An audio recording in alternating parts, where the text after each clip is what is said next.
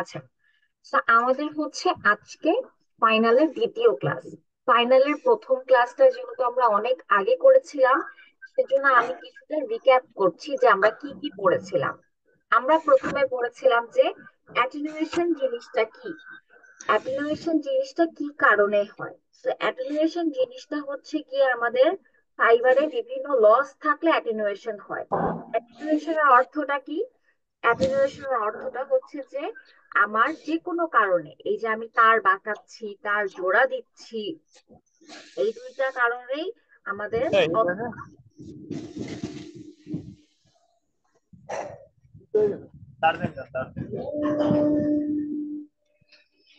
Please সবাই নিজেদেরকে mute করেন।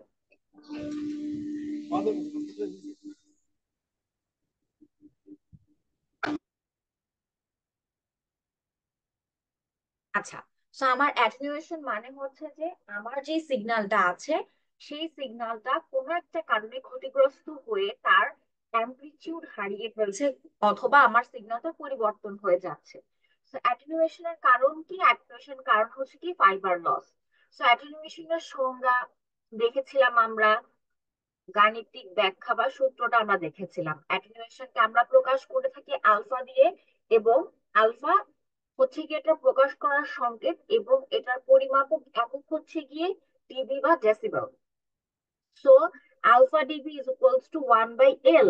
এখানে এল হচ্ছে গিয়ে কি আমার তারের দৈর্ঘ্য, আর 10 log 10 বেস PI/P0। পিআই মানে হচ্ছে ইনপুট পাওয়ার, P0 হচ্ছে গিয়ে আউটপুট পাওয়ার। সো আমার এখানে যাই আমি মাপতে পারবো সেটা হবে হচ্ছে গিয়ে ডিবি পার কিলোমিটার অথবা মিটারে, যেই এককেই দেয়া থাকুক। সো অ্যাটেনুয়েশন হচ্ছে কি এক প্রকার লস বা সিগন্যালের পরিবর্তন, যেটা কিনা আমাদের ফাইবারের যে কোনো ভুলের কারণে হতে পারে। ফাইবার কাটা হোক অথবা জোড়া লাগা হোক বা যে কোনো সিচুয়েশনেই হোক, আমার এই অ্যাটেনুয়েশনটা ক্রিয়েট হতে পারে। সো এটা বেসিক্যালি একটা লস। তো অ্যাটেনুয়েশনের সংজ্ঞা, কাকে বলে, কেন হয়, গাণিতিক সূত্র, এই সব কিছু এখানে আছে। এই স্লাইডটা অলরেডি আপনাদের পোর্টালে কিন্তু দেয়া আছে। তারপর আমরা একটা ম্যাথ করেছিলাম যে এল যদি দেয়া থাকে, পিআই যদি দেয়া থাকে, P0 যদি দেয়া থাকে, তাহলে কিরকম কি হতে পারে, এই ম্যাথটাও করে আপনাদের দেয়া আছে। তারপরে আমরা আরেকটা ম্যাথ দেখেছিলাম, এই যে আমরা সূত্রটা পড়লাম।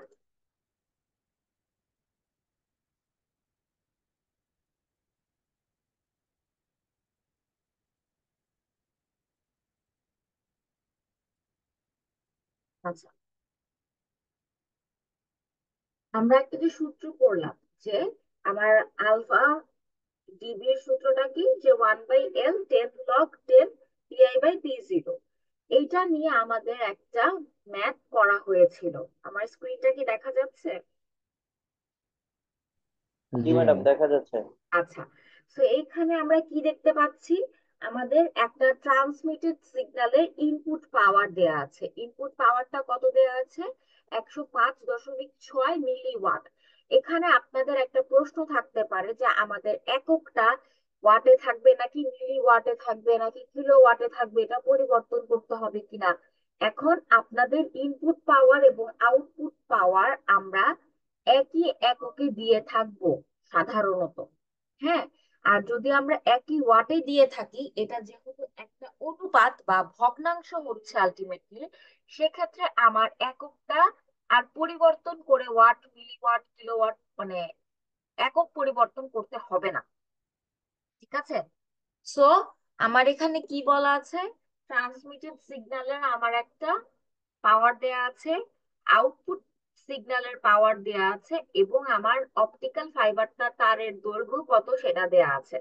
হ্যাঁ, আমাকে কি বের করতে হবে? আমাকে বের করতে হবে অ্যাটেনুয়েশনটা ইন ডিবি। ডিবি মানে কি? ডিবি মানে হচ্ছে কি ডেসিবেল। সো ইনপুট পাওয়ার কত আছে আমি লিখে ফেললাম, আউটপুট পাওয়ার কত আছে আমি লিখে ফেললাম।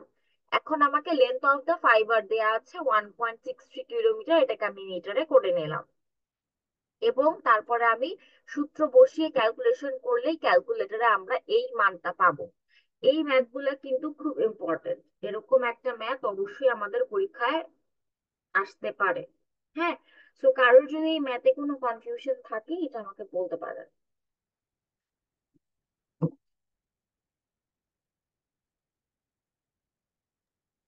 ম্যাডাম এইটা তো সূত্রটা বসিয়ে মানটা বসানো হয়েছে, আর তো কিছু করা হয়নি।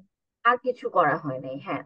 বাট আপনাকে বুঝতে হবে কোনটা পিআই কোনটা P0, সেই অনুযায়ী বুঝে মান বসিয়ে ক্যালকুলেট করলেই হবে। পিআইটা ইনপুট হবে আর P0টা আউটপুট হবে। হ্যাঁ। আচ্ছা, এখন আর ম্যাম আমাদের কিলোমিটার থেকে মিটারে নেওয়ার হচ্ছে, মানে এটা কি কিলোমিটারই থাকবে নাকি মিটারে থাকবে এটা? এটা মিটার নিয়ে করাটাই বেটার। Okay ma'am. আর ডিবি ডিবি কোন হিসেবে আসবে এটা, মানে ডিবিটা হচ্ছে কি না, এটার একক। একক। আপনি যখন আপনি ক্যালকুলেট করবেন, ক্যালকুলেট করে যেমন দৈর্ঘ্য পরিমাপের একক কি মিটার, মিটার কেন হইলো মিটার। কারণ এটা এটার একক। সিমিলারলি হ্যাঁ। অ্যাক্টিভেশনের একক হচ্ছে কি আমার ডিবি, সো ডেসিবেল।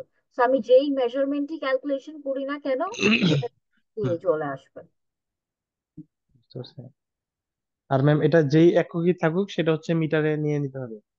ওকে, হ্যাঁ। এখন ওকে হচ্ছে গিয়ে আমাদের আহ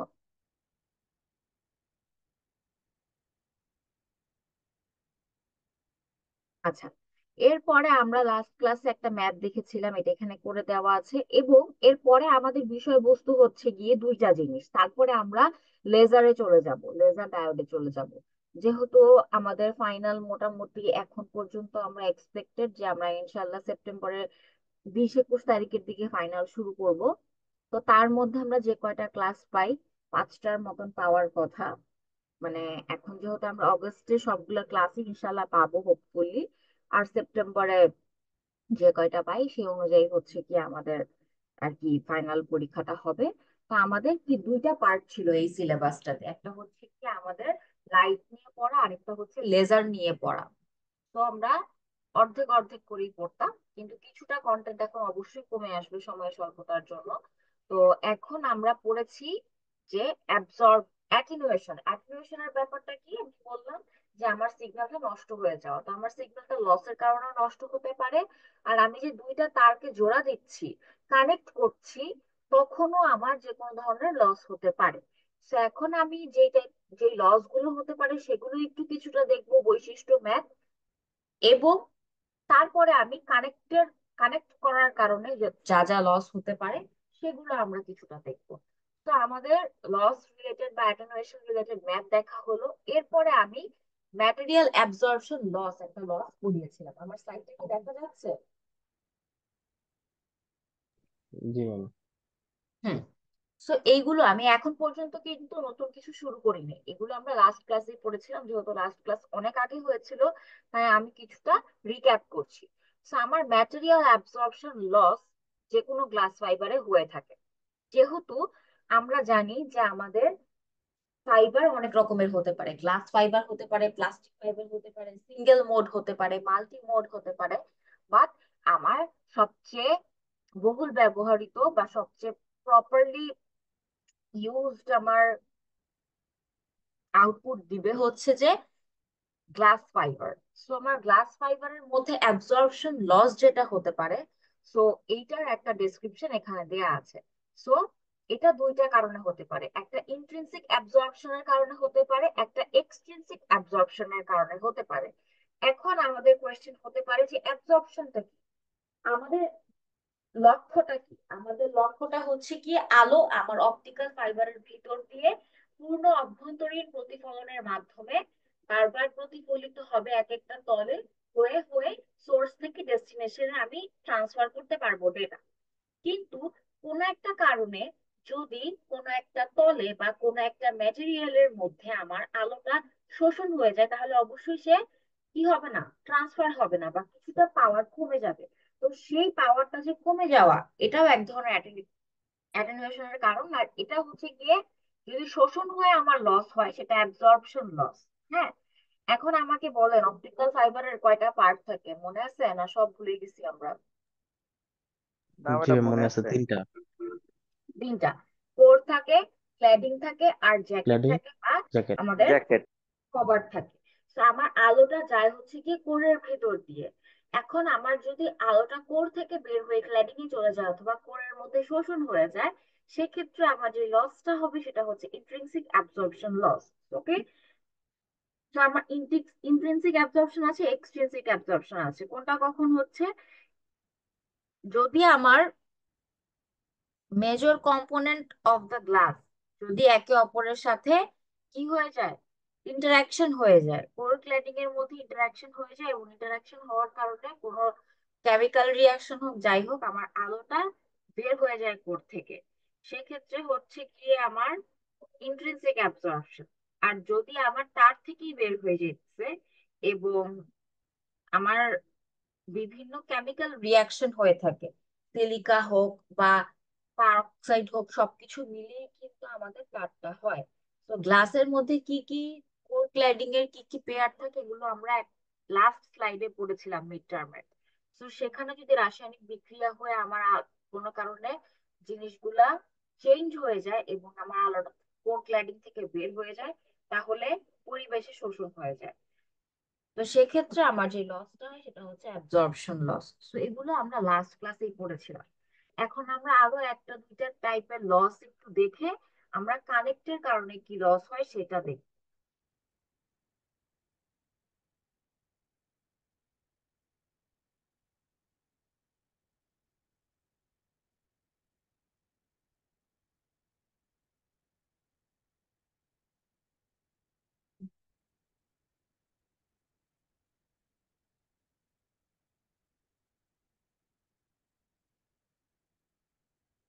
আচ্ছা, আমার স্ক্রিনটা কি দেখা যাচ্ছে? জি জি ম্যাডাম। ম্যাম। ওকে, এরপরের আমার পয়েন্ট অফ কনসার্ন হচ্ছে কি স্ক্যাটারিং লস। স্ক্যাটারিং ওয়ার্ডটা থেকে আমরা কি বুঝতে পারি? কার কি আইডিয়া আছে আমাদের?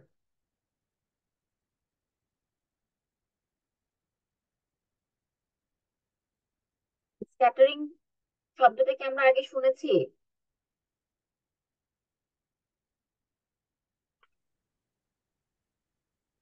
স্ক্যাটারিং শব্দটা আমরা কখনো শুনিনি। জি ম্যাম শুনেছি। স্ক্যাটারিং মানে কি বলেন, যার যা আইডিয়া আছে বলেন, কথা তো বলতে হবে।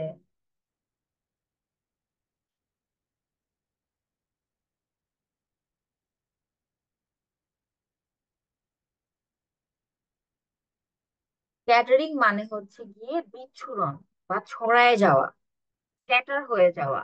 হ্যাঁ, সো স্ক্যাটারিং লসটা দুই রকম হতে পারে, একটা লিনিয়ার স্ক্যাটারিং, একটা নন লিনিয়ার স্ক্যাটারিং। ঠিক আছে, এখন আমি চিন্তা করলাম আমার একটা তার আছে, এই তারের ভিতরে একটা তরঙ্গ দৈর্ঘ্য আছে, তারের বাইরে একটা তরঙ্গ দৈর্ঘ্য আছে। কোন একটা কারণে আমার তারের ভেতরে কোন একটা ম্যাটেরিয়ালের কারণে আমার আলোটা স্ক্যাটার হয়ে গেল বা ছড়ায় গেল, আমরা তো সেটা অবশ্যই চাই না। তো লিনিয়ার স্ক্যাটারিং এর দুইটা টাইপ হতে পারে, একটা রেলে স্ক্যাটারিং আর একটা মিউ স্ক্যাটারিং। ঠিক আছে, এখন আমরা কিন্তু থিওরি পড়ছি যে স্ক্যাটারিং কি এবং স্ক্যাটারিং এর টাইপ কি কি হতে পারে এবং সেগুলোর বৈশিষ্ট্য পড়তেছি আমরা। হ্যাঁ, তো স্ক্যাটারিং মানে কি ছড়িয়ে যাওয়া। স্ক্যাটারিং কয় প্রকার হতে পারে? স্ক্যাটারিং লসটা দুই প্রকার হতে পারে। কি কি?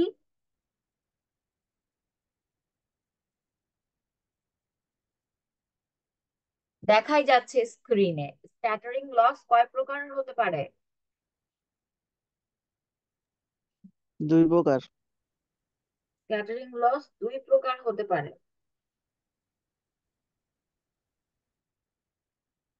একটা হচ্ছে গিয়ে লিনিয়ার স্ক্যাটারিং, আরেকটা হচ্ছে নন linear scattering. So linear scattering এর আবার দুইটা প্রকার হতে পারে, একটা হচ্ছে রেলে স্ক্যাটারিং, আরেকটা হচ্ছে মিউ স্ক্যাটারিং। সো রেলে স্ক্যাটারিংটা কোনটা? এটা হচ্ছে ইন্ট্রিনসিক লসের কারণে হয়ে থাকে। ইন্ট্রিনসিক লস মানে কি?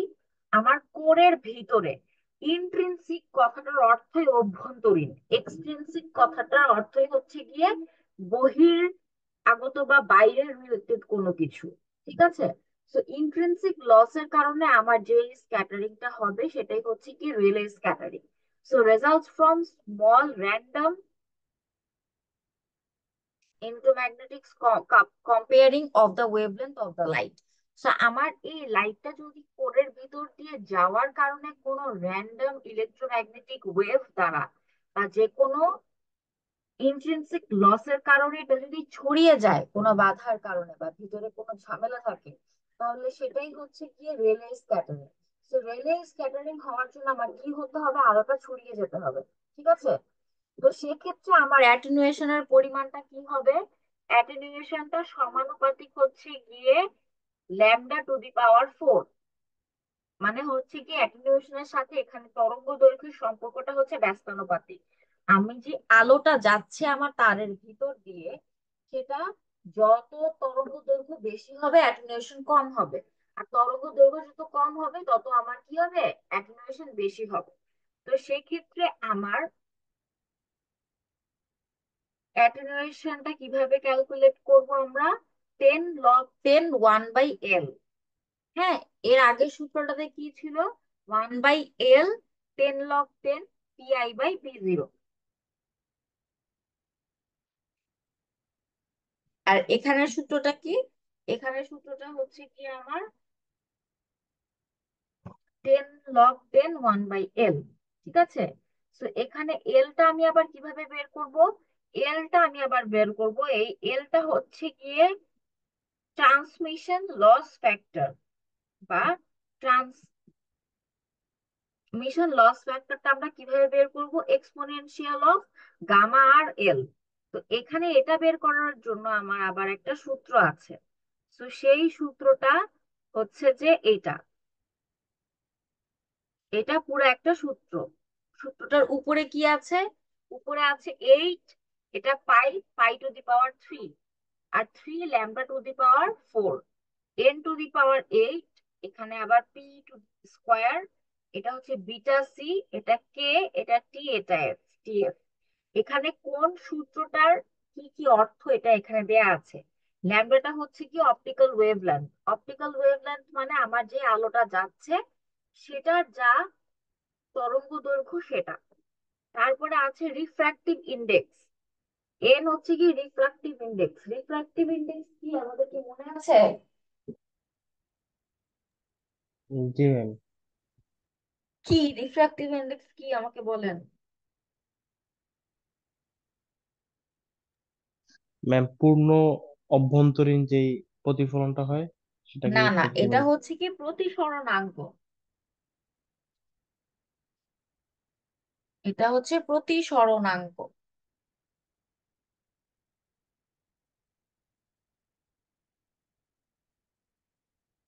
আচ্ছা, তো এনটা হচ্ছে কি রিফ্রাক্টিভ ইন্ডেক্স, এটা হচ্ছে ফটো ইলেকট্রিক কোএফিসিয়েন্ট পিআর, কে হচ্ছে কি বোল্টজম্যান কনস্ট্যান্ট, এটার একটা নির্দিষ্ট মান আছে 1.381 × 10⁻⁻23 জুল পার কেলভিন। আর বিটা সি হচ্ছে কি আইসোথার্মাল কনস্ট্যান্ট একটা, টিএফটাও হচ্ছে কি একটা টেম্পারেচার। ঠিক আছে, এখন আমাদের এখানে কি, যদি আমাদের স্ক্যাটারিং লস হয়, স্ক্যাটারিং লসের মধ্যে যদি আমার রেলে স্ক্যাটারিং লস হয়, সেটা মাপার সূত্রটা কি এটা। ঠিক আছে, এখন এখানে আমার এই যে মানটা আছে এই মানটা আমার বের করতে হবে এই সূত্র থেকে। আর এখানে এই যে সূত্রটা আছে এটা আলটিমেটলি হচ্ছে গিয়ে এই জিনিসগুলা দিয়ে আমার এল হচ্ছে গিয়ে লেন্থ, আর এই গামা আরটা আমি কিভাবে বের করতে পারি? গামা আরটা আমি বের করতে পারি এই বড় সূত্রটা দিয়ে। এখানে সবগুলোই মোটামুটি কনস্ট্যান্ট, শুধু ল্যামডাটা হচ্ছে গিয়ে আমার তার থেকে তার পার্থক্য হবে। ঠিক আছে, এখন আমি মিউ স্ক্যাটারিংটা পড়বো। তো রেলে স্ক্যাটারিং এর কনসেপ্টটা কি কি? রেলে স্ক্যাটারিং এর কনসেপ্টটা হচ্ছে গিয়ে ইন্ট্রিনসিক লসের কারণে হয়, এবং এটা কোনো স্মল র্যান্ডম কোনো ইলেকট্রোম্যাগনেটিক কোনো একটা কাপলিং থেকেও হতে পারে। বেসিকলি লাইটের যে তরঙ্গ দৈর্ঘ্য আছে বা লাইটটা যেটা আছে সেটা ছড়িয়ে যাওয়াটাই হচ্ছে কি স্ক্যাটারিং লস।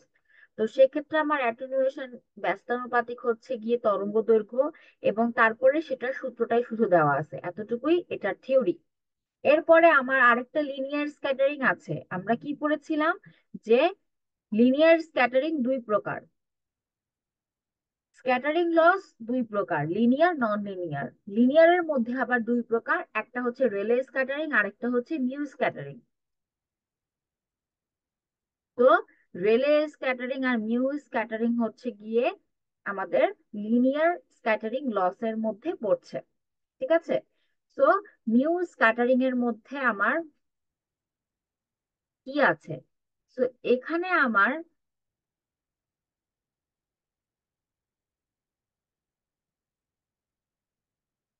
অ্যাটেনুয়েশনটা হচ্ছে গিয়ে λ/10 হারে কমবে বা বাড়বে, ঠিক আছে। তো এখানে আমার যখন সামনের দিকে কোনো আলো যেতে যাবে, এটাও লিনিয়ার হারেই কমবে বা বাড়বে, কিন্তু আমার সামনের দিকে যখন কোনো আলো যাবে এবং ইন্ট্রিনসিক লসের কারণে না, এক্সট্রিনসিক লসের কারণে আমার যে আলোটা ছড়িয়ে যাবে সেটা হচ্ছে গিয়ে আমার mu scattering. So the following causes R responsible, আমি এগুলো আপনাদেরকে নোট আকারে লিখে দিয়ে দিব ক্লাস বৈশিষ্ট্যগুলো। তো এটা অনেক বড় স্ক্যাটারিং হয়ে থাকে কম্পেয়ার টু রিলে স্ক্যাটারিং। আর এটা যখন আলোটা সামনের দিকে বাড়তে চায়, এখানে কি বলা আছে, may be very large scattering in the forward propagating direction, মানে যখন আমার আলোটা সামনের দিকে যেতে যাবে সে বাধাপ্রাপ্ত হবে, এটাই হচ্ছে গিয়ে এই স্ক্যাটারিংটার হাইপোথেসিস। তো কি কি কারণ এটা হতে পারে, non perfect cylindrical structure of the wave guide. এখন আমাকে বলেন যে আমার যে আলো যাচ্ছে, আলোর জন্য আমার কি লাগবে, একটা মসৃণ তল লাগবে, তাই না? একটা মসৃণ মানে পথ লাগবে, কিন্তু ওই পথটাকে আমরা কিছুটা কিন্তু সিলিন্ডার শেপের সাথে তুলনা করতে পারি। কিন্তু যদি ওইটা সেরকম পারফেক্ট সিলিন্ড্রিক্যাল শেপ না হয়, তাহলে এই ধরনের স্ক্যাটারিং হতে পারে। ইন্টারফেস ইন্টার গাইড, এটার মানে হচ্ছে গিয়ে আমার আলোটা পূর্ণ অভ্যন্তরীণ প্রতিফলন না হয়েই এক্সট্রিনসিক সারফেসে শোষণ হয়ে যায়, এবং তারপরে যদি আমার পুরো তারটার মধ্যে সমান ডায়ামিটার বা ব্যাসার্ধ না থাকে, কোনো কারণে যদি আমার এখানে কোনো স্ট্রেইন থাকে, মানে কোনো ভাঙা থাকে তারের মধ্যে, অথবা আমার তারের মধ্যে কেমিক্যাল রিজনে কোনো বাবলস ক্রিয়েট হয় বা শূন্য স্থান তৈরি হয় যেখানে বাতাস থাকতে পারে, এসব কারণে এই লসটা হতে পারে। তো এটাকে আমরা কিভাবে ইলিমিনেট করতে পারি, যে আমরা কিভাবে মিউ স্ক্যাটারিং এর পসিবিলিটিস গুলো ইলিমিনেট করতে পারি। তো আমাকে যত ধরনের ইমপিউরিটিস আছে সেই জিনিসগুলো আমাকে রিমুভ করতে হবে। এক্সট্রাকশন এন্ড কোটিং কেয়ারফুলি, যখন আমি তারটার মধ্যে কোটিং করব, কোরের পার্ট শেষ করব, ক্ল্যাডিং এর পার্ট শেষ করব, প্রত্যেকটা পার্টের মধ্যে আমার যেই সেপারেটরটা থাকে সেই কোটিং গুলো আমরা কেয়ারফুলি নিশ্চিত করব। আর আমরা ডেল্টাটা বাড়তি রাখার চেষ্টা করব, যাতে করে ডেল্টাটা হচ্ছে গিয়ে আমাদের আলটিমেটলি কোর এবং ক্ল্যাডিং এর প্রতিসরণকের পার্থক্য, এই পার্থক্যটা যাতে আমাদের বেশি থাকে। এখন এখানে একটা ম্যাথ দেয়া আছে, এই ম্যাথটাতে কি কি ভ্যালু দেয়া আছে, আমরা যে বড় একটা সূত্র দেখলাম এখানে, এই সূত্রটা ব্যবহার করেই হচ্ছে কি এই ম্যাথটা করতে হবে। তো এই ম্যাথটাতে যে যে ভ্যালু গুলো দেয়া লাগবে সেগুলো এখানে দেয়া আছে, কনস্ট্যান্ট বাদে যা যা লাগবে। তো এখানে টিএফ এর মান দেয়া আছে 1400 কেলভিন, বিটা সি এর ভ্যালু একটা দেয়া আছে, এন এর ভ্যালু একটা দেয়া আছে, প্রতিসরণাঙ্ক, সবকিছুর ভ্যালু এখানে দেয়া আছে। দিয়ে আমাকে কি বলা হয়েছে, আমাকে বলা হয়েছে যে অ্যাটেনুয়েশন বের করতে, কিসের জন্য, রেলে স্ক্যাটারিং এর জন্য। তো রেলে স্ক্যাটারিং এর অ্যাটেনুয়েশন আমাদের বের করতে হবে কি দিয়ে, এটা হচ্ছে কি আমাদের স্ক্যাটারিংটা বের করার সূত্র, যে 10 log 10 1/L, এলটাকে আমি বের করতে পারবো এক্সপোনেনশিয়াল বা e⁻⁻⁴ এলটা তো সরাসরি আমরা জানি, কিন্তু এই গামা আরটা আমাকে বের করতে হবে এই সূত্র দিয়ে ক্যালকুলেশন করে। তো এই সূত্র দিয়ে ক্যালকুলেশন করে আমি গামা আরটা বের করব, শুধু এখানে মান বসাই দিতে হবে। কোন মানটা বসাইতে হবে, এখানে যা যা আছে সেগুলো আমরা এখানে বসাই দিব। বসাই দেওয়ার পরে আমরা গামা আরটা পেয়ে গেলাম। গামা আরটা পেয়ে গেলে আমরা জাস্ট সূত্রে বসাই দিলেই এই মানটা পাবো।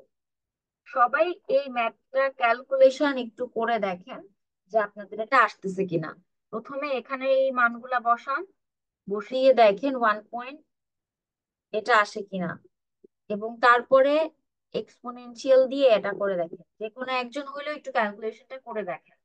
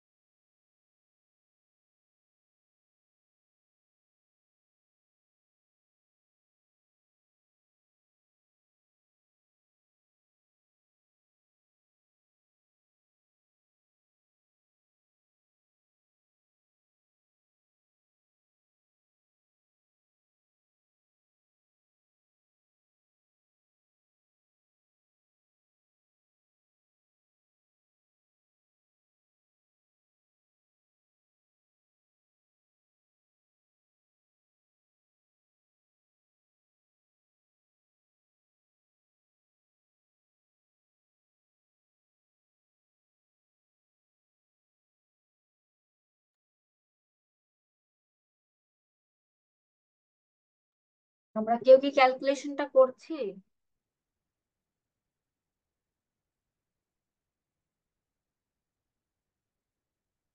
ইএক্সপি মানে হচ্ছে গিয়ে e⁻⁻⁻L।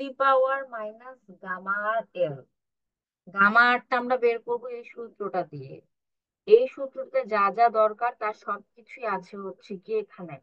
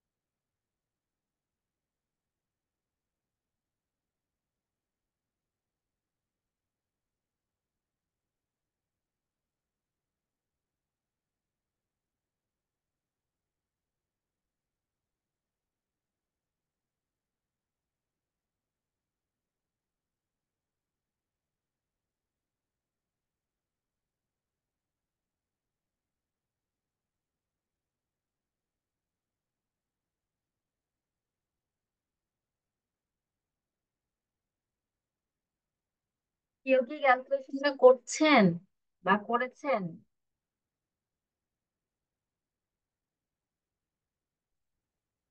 কারো কোনো রেসপন্স নাই?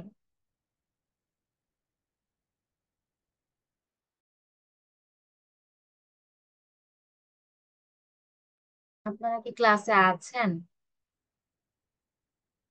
জি ম্যাম, ক্লাস আছি। আচ্ছা, ক্লাসে আছি, ক্যালকুলেশনটা কি আমরা করেছি, মিলতেছে?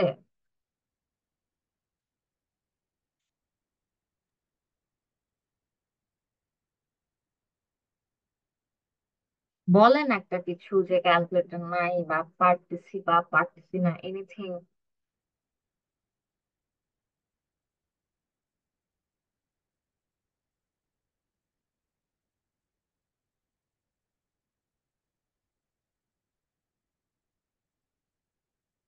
আচ্ছা, আমরা নেক্সট টপিকটাতে যাই, which is non linear scattering loss. So non linear scattering লসটা হচ্ছে গিয়ে আমার লিনিয়ার স্ক্যাটারিং এর মতন হবে না। সেটা হঠাৎ করেই আমার নন লিনিয়ারলি স্ক্যাটারিংটা হবে। যেমন আমার লিনিয়ার স্ক্যাটারিং এর ক্ষেত্রে ব্যাপারটা হচ্ছে কোনো একটা বাধার কারণে আমার এটা চতুর্দিকে ছড়িয়ে যাবে, কিন্তু ছড়ানোর যে প্রক্রিয়াটা সেটা লিনিয়ার হবে। লিনিয়ার আর নন লিনিয়ার পার্থক্যটা আমরা বুঝি, একটা হচ্ছে গিয়ে সরল রেখা আর একটা হচ্ছে গিয়ে সরল না। কিছুটা আমার কম বেশি বা মানে পলিনোমিয়াল ইকুয়েশন ফলো করে যেই স্ট্রেট লাইনটা হয় সেটা হচ্ছে নন লিনিয়ার স্ক্যাটারিং। সো আমার কমপ্লিটলি লিনিয়ার চ্যানেলের মতন আমার ওয়েভ গাইডটা বিহেভ করবে না। তো সেক্ষেত্রে আমার অ্যাটেনুয়েশনটাও ভিন্ন হবে। এবং নন লিনিয়ার কিছু ইম্পর্টেন্ট স্ক্যাটারিং আছে, একটা হচ্ছে গিয়ে স্টিমুলেটেড, আরেকটা হচ্ছে গিয়ে একটা স্টিমুলেটেড স্ক্যাটারিং, আরেকটা হচ্ছে গিয়ে স্টিমুলেটেড র্যান্ডম স্ক্যাটারিং। সো একটা এসবিবি, একটা এসআরএস, এটা শর্ট ফর্ম দিয়েই বেসিক্যালি আমরা মনে রাখি। তো কোন স্ক্যাটারিংটা কি দিয়ে মেজার করা যায়, এটার একটা জাস্ট নামটাই আপনাদের ইম্পর্টেন্ট। সো নন লিনিয়ার লসটা কি, নন লিনিয়ার লসটা হচ্ছে কি লিনিয়ারের মতন আমার ছড়িয়ে যাবে না, নন লিনিয়ারলি ছড়িয়ে যাবে। এবং এটার দুইটা টাইপ অফ স্ক্যাটারিং আছে, একটা এস বিবি আর একটা এস আর এস। ঠিক আছে, শুধু এই নামগুলোই ইম্পর্টেন্ট। এখন আমার সিমুলেটেড যে স্ক্যাটারিংটা আছে সেটা হচ্ছে গিয়ে আমি মেজার করতে পারি পিআর দিয়ে। So PR 5.9 × 10⁻²d² lambda alpha DB. এটার ম্যাথটা আমরা নেক্সট ক্লাসে করব, বাট সূত্রটা হচ্ছে কি এটাই। ঠিক আছে, এখন নতুন কোনো টপিক শুরু করব? 10টা 15 বাজে, নাকি এতটুকু পর্যন্তই থাকবে? ম্যাম আসলে অনলাইন ক্লাসে কিছুই বুঝি না তো। আচ্ছা, যেগুলো অনলাইনে পড়ানো হচ্ছে এগুলো আমরা অফলাইনে আবার একটু কিছুটা রিপিট করেই আবার নতুন পড়া শুরু করব। তাহলে এতটুকুই থাকুক আজকে। জি ম্যাম।